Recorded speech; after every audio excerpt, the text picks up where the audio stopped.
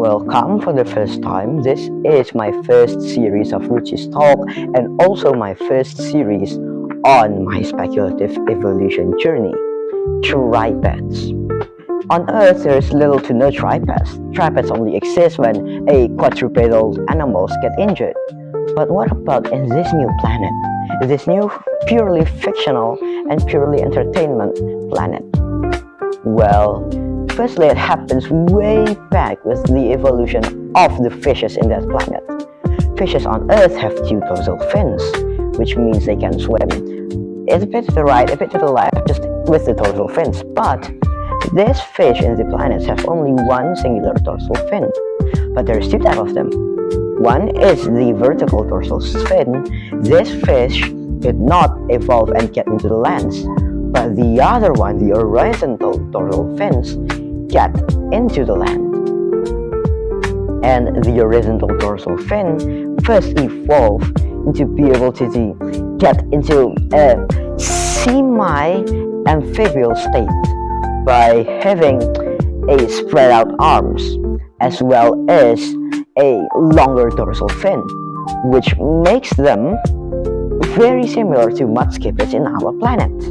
But then they evolve some more and even more rapid evolution. Firstly, they get into a straighter and better build. From just a spread out legs like these, they get into a straight one.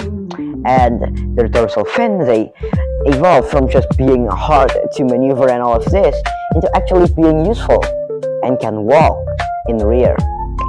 And what did they evolve in the next few million of years?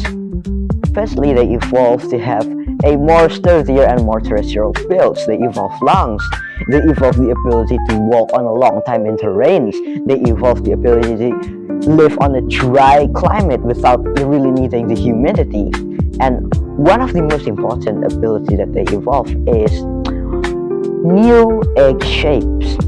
Firstly, they begin by having an inner and outer layer of egg cases, which makes them able to live in the lands. They do not need to lay their egg in the water. They just need to lay their egg in land, and then the egg carries a lot of water, and these waters are able to let the larvae develop completely inside.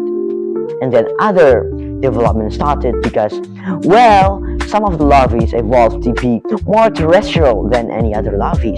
So once they hatch, they don't need to live in waters and rivers for a shortened period of time. They're just able to live off the lands completely. And then finally, the final evolution happens convergently to what creatures in this planet do, reptiles in this planet do, hard cases, which makes the eggs able to sustain and not vaporizes the water but can still breathe in. All of these evolution have made these creatures to get into further and further and further from water sources, which led into these creatures here, which are able to climb in mountains, climb in most of high-end areas where water is scarce. Or this one other here also evolved a very unique trait, which is gluteus, which can let them contract and jump way quicker than other creatures. This gluteus can pretty much just shape anchors from the tails into the bone femur. So it can contract and get back out relatively quickly and can carry a lot of strength. For example, this creature here jumps and hops around the desert and hunts insects, moths, and all of that creatures just by jumping out and catching them. And these creatures then began to rapidly evolve, which will happen as the second age of the tripeds, which we will see tomorrow.